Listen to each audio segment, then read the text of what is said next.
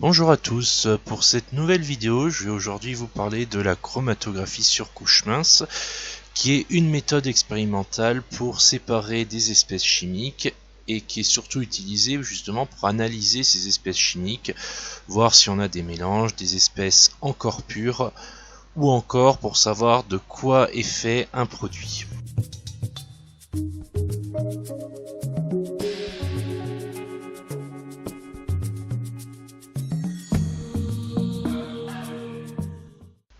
Dans cette vidéo, je vais donc vous expliquer les différentes étapes d'une chromatographie sur couche mince et j'agrémenterai chaque étape d'une illustration photo ou vidéo.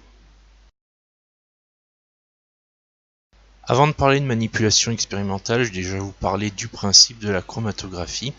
Donc il faut savoir que la chromatographie, c'est une technique de séparation et d'identification d'espèces chimiques, qu'il existe plusieurs types de chromatographie. Dans cette vidéo, on parle de la chromatographie sur couche mince, mais on peut aussi voir des chromatographies sur papier ou des chromatographies en colonne.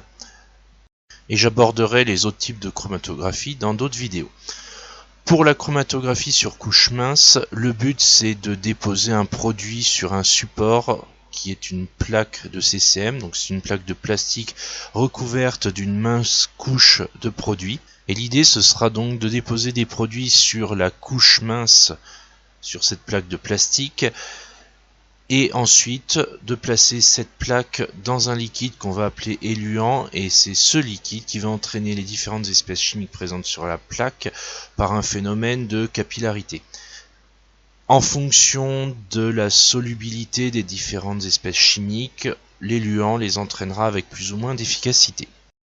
Ce qui permettra donc d'analyser les produits et de tirer des conclusions quant à la composition des espèces chimiques qu'on aura déposées sur la plaque. Ceci étant dit, on va passer maintenant aux étapes de manipulation, en commençant par la première qui est la préparation de la cuve. La préparation de la cuve, c'est une étape assez facile puisqu'il va s'agir de verser l'éluant dans la cuve. Par contre, attention au niveau de cette manipulation, la plupart des éluants qu'on va utiliser sont fortement volatiles et par conséquent la manipulation doit être faite sous une hotte aspirante ou à défaut dans une pièce bien aérée. Et il faut bien penser à fermer la cuve pour éviter que l'éluant ne se vaporise. De plus, fermer la cuve aura pour avantage de saturer la cuve en vapeur d'éluant. Une fois que la cuve est prête, ça donnera quelque chose comme sur la photo qui vient d'apparaître. Donc avec une cuve et un fond d'éluant. Une fois que cela est fait, on va pouvoir passer à l'étape suivante, la préparation de la plaque.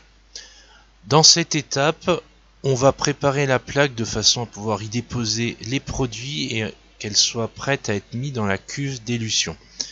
Alors préparer la plaque, ça va consister à tracer délicatement une ligne horizontale au crayon à une distance entre 1 et 2 cm du bas de la plaque. Il faut tracer le trait de façon légère pour éviter de créer une tranchée dans la plaque d'éluant, auquel cas la chromatographie ne pourrait pas se faire. Et il faut veiller à ce que cette ligne soit suffisamment haute pour ne pas tremper dans l'éluant. Donc la distance est adaptée en fonction de la quantité d'éluant présente dans la cuve. Il faut également placer sur cette ligne, qu'on appelle la ligne de dépôt, des croix suffisamment espacées, au moins 1 cm entre chaque croix, et y placer les produits sous forme d'une goutte. Il faut faire attention à ne pas mettre trop de produits, sinon ça risque de fausser la chromatographie. Donc idéalement, on a des gouttes qui déposeront une tache d'environ 2 à 3 mm de diamètre maximum. Sur la photo qui vient d'apparaître, j'ai une plaque qui a été préparée où pour les besoins de la démonstration, je n'ai utilisé qu'un seul produit, mais on peut bien évidemment en mettre plus et c'est même conseillé pour pouvoir comparer les espèces après la chromatographie. On va maintenant passer à la phase de l'élution.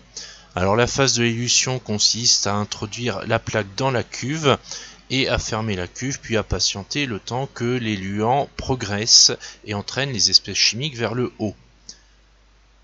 Cette étape est relativement longue, j'en ai fait une vidéo que je vais vous passer tout de suite. Et vu que cette étape est particulièrement longue, j'ai accéléré la vidéo en vitesse x10 de façon à avoir un résultat relativement intéressant. Alors là on voit que la plaque vient d'être mise dans la cuve et que les luants progressent. Alors au début on le voit progresser très vite. Il ne faut pas oublier que la vidéo est à vitesse x10. Mais même sans accélérer la vidéo, on a une progression très rapide au début, et puis petit à petit, cette progression a tendance à se faire de moins en moins vite. Et plus on arrive vers le haut de la plaque, moins la progression est rapide. Et c'est un phénomène tout à fait normal, hein. Plus on se trouve loin de l'éluant, moins la capillarité est rapide, donc plus c'est lent, ce qui est relativement logique.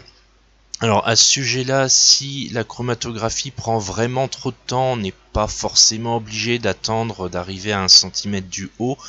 On peut retirer un petit peu avant, mais par contre on perd en précision. Plus la chromatographie s'est faite sur une distance élevée, plus les résultats seront précis.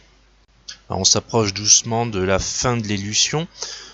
Il faut savoir qu'au moment où on arrête l'élution, donc au moment où on retire la plaque, il faut tracer très rapidement un trait au crayon, toujours au niveau de l'éluant, sur la partie haute de la plaque ce coup-ci, ce qui va nous permettre de connaître le front de l'éluant.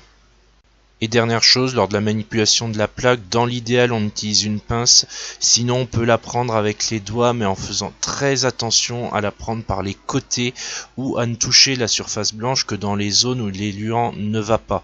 C'est-à-dire sur le haut de la plaque, puisque à chaque fois qu'on touche la plaque avec les doigts, ça dépose des traces qui pourraient fausser la chromatographie. Une fois la plaque sortie, il est nécessaire de la sécher. On utilise bien souvent un sèche-cheveux et on obtiendra donc une plaque sèche avec le front de l'éluant marqué. Et pour l'instant, on voit rien. Ce qui nous amène à l'étape de la révélation, étape indispensable pour révéler des espèces incolores.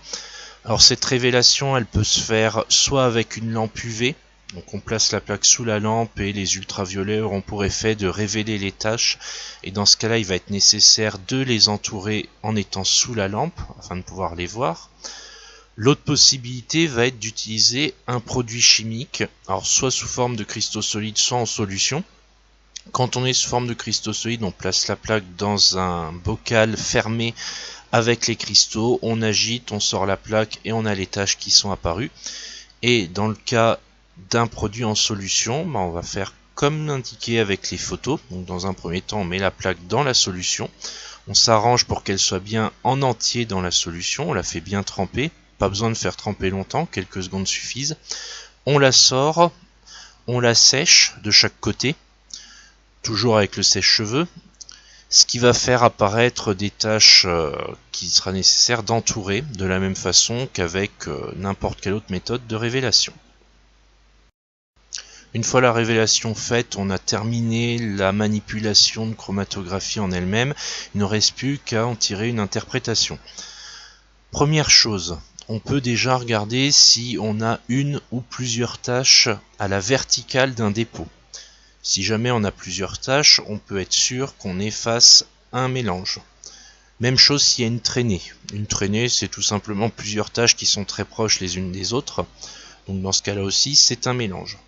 Si on a une tache unique qui apparaît, il s'agit d'un corps pur. On peut en être sûr avec une grande certitude, en particulier si on a bien laissé les luants monter très haut sur la plaque. Si on a mis plusieurs produits sur la plaque et qu'on a deux taches qui sont à la même hauteur, on peut penser qu'il y a la même espèce chimique dans les deux produits de départ.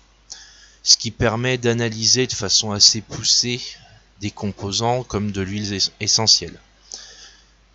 Si on a plusieurs chromatographies et qu'on veut comparer les résultats de plusieurs chromatographies, on peut passer par le calcul de ce qu'on va appeler le rapport frontal. Alors le rapport frontal, c'est caractéristique d'une espèce chimique dans des conditions expérimentales données. Et en l'occurrence, c'est l'éluant et la température. Si on prend un éluant différent, on aura un rapport frontal différent.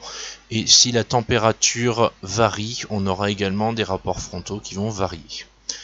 Alors le rapport frontal, il va se calculer avec deux valeurs. La première, c'est la distance parcourue par l'éluant, qui représente ni plus ni moins que la distance entre la ligne de dépôt et le front de l'éluant. L'autre valeur, c'est la distance parcourue par l'espèce chimique, donc la distance entre la ligne de dépôt et une tâche. Et pour calculer le rapport frontal, on divise la distance parcourue par une espèce chimique par la distance parcourue par l'éluant.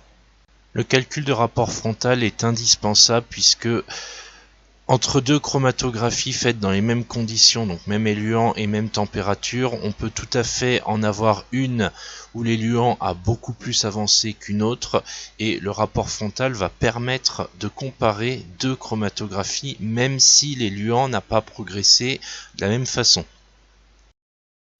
Donc, et ceci conclut les manipulations et les calculs en rapport avec la chromatographie. Si jamais vous avez des questions, n'hésitez pas à les laisser en commentaire.